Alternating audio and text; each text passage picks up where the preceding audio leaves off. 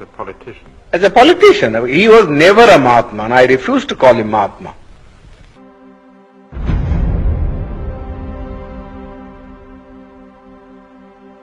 I've never in my life called him Mahatma. He doesn't deserve that title.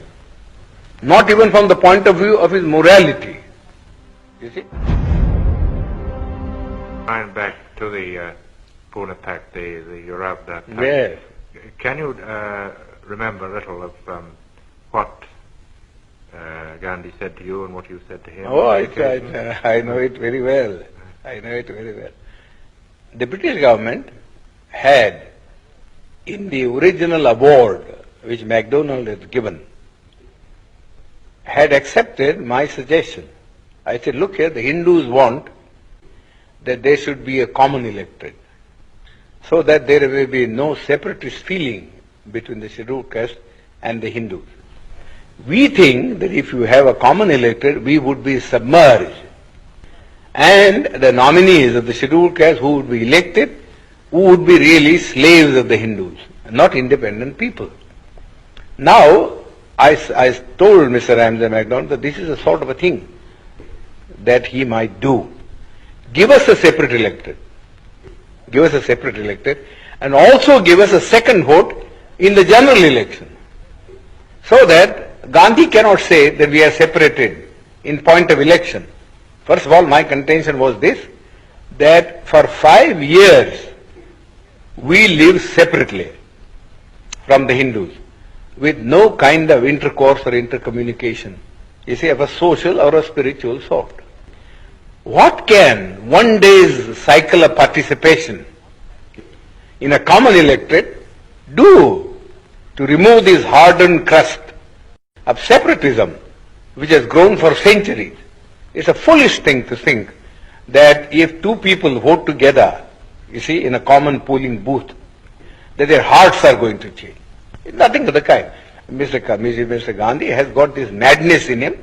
Well, let this be satisfied by this kind of a system.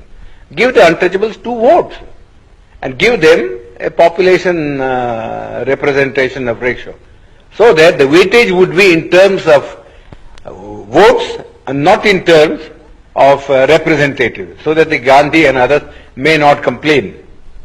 That Ramsay MacDonald accepted. The award was really my suggestion. I wrote to him a letter from Naples that this is what I would like him to do, you see, so that there may be no trouble. This is exactly what he did. You see, gave us a separate electorate and also a vote in the general electorate. But Gandhi didn't want that we should send our 2 representatives. Therefore, he didn't want the separate electorate part of the award, and went on fast. Then they all came to me. They said, well, the British government said, if he agrees to abandon the award, then we have no objection. But we can't abandon the award ourselves. We have given the award, we have taken all things into consideration, and we think this is the basis. You have to read Ramsay MacDonald's letter. It's a very clear statement that we haven't done anything to aggravate the separation. In fact, we are trying to bridge it up by bringing the 2 sections together in a common electoral roll. But Gandhi's object was that we should not get a free independent representative. Therefore, in the first place, he said, no representation ought to be given to us. That's how his stand in the Round Table Conference. He said, I recognize only 3 communities, namely Hindus, Muslims and Sikhs. These are the only 3 communities that will have a political recognition in the Constitution. But the Christians or the Anglo-Indians or the scheduled caste will have no place in the Constitution. They must merge themselves in the general community. That was the stand that he had taken. Well, all his friends, I know, you see, were asking him how foolish was his attitude. His own friends had quarreled with him on this subject, that if you are prepared to give the special representation to the Sikhs and special representation to the Muslims, who are 1,000 times superior in strength and political and economic stamina, how can you deny it to the scheduled caste or to the Christian? He always used to say, oh, you don't understand our problem. That's all he was saying. Alexander even, who was a great friend of his, had a serious quarrel with him, as he told me. Then that French woman, who was his disciple, I forget her name now, she also had a great quarrel with him. That we don't understand this idea. Either you say, we won't give anything to anybody. Let there be just a common role. Then we can understand that that's a democratic thing. Go on saying that you will give it to the Muslims and you give it to the Sikhs, but not to the scheduled caste, seems absurd. You see, he could give no answer. He could give no answer. So we suggested this method. He also didn't, in the beginning, when he wrote a letter, Ramji, he said, no, the scheduled caste should have nothing. No representation. You see. Then his own friend said to him, this was asking for too much. You see, nobody would support you in this matter. Then Malviya and others came to me and said, well, could you not help us to solve this problem? You see, I said, well, I don't want to solve this problem by sacrificing what we have been able to get from the British Premier.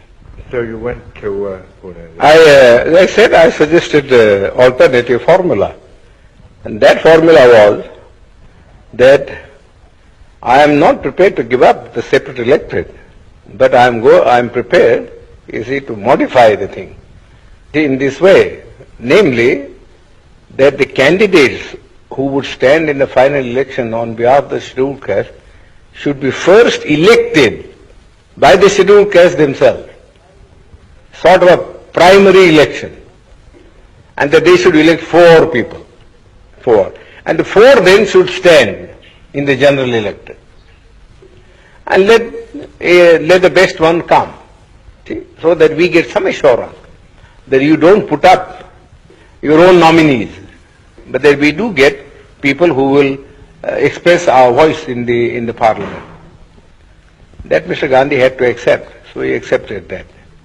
Of course, we had the benefit of it only in one election, in 1937. There you will see that the Federation swept the poll. Gandhi was not able to get a single candidate of his party elected. Well, did he bargain very hard at the end of his fast? Oh, of course. He bargained and bargained. I said nothing doing. I am prepared to save your life, provided you do not make hard terms. But I am not going to save your life at the cost of the life of my people. This is too much. How much I have labored, see, in all this, I know very well. And I am not going to sacrifice your whim, sacrifice our people's interest, just for the sake of satisfying. Yours is a whim. How can one day's common election alter the situation? Simply cannot alter the situation. So really he worked entirely as a politician. As a politician. He was never a Mahatma, and I refuse to call him Mahatma. I've never in my life called him Mahatma. He doesn't deserve that title. Not even from the point of view of his morality. You see?